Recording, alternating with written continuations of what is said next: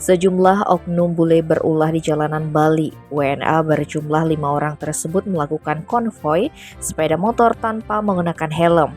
Aksi mereka pun viral di media sosial pada Kamis 1 Februari.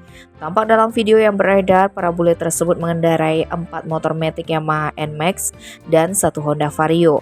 Mereka melintas melewati underpass Simpang Dewa Ruci mengarah ke Jalan Sunset Road, Kecamatan Kuta, Badung, Bali.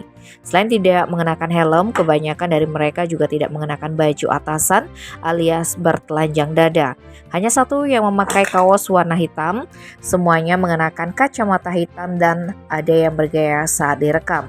Namun belum diketahui pasti kapan konvoi tersebut dilakukan. Informasi mengenai aksi WNA konvoi tanpa helm tersebut sudah diterima Kasat Lantas Polresta Denpasar, Kompol Imade Teja Dwi Permana.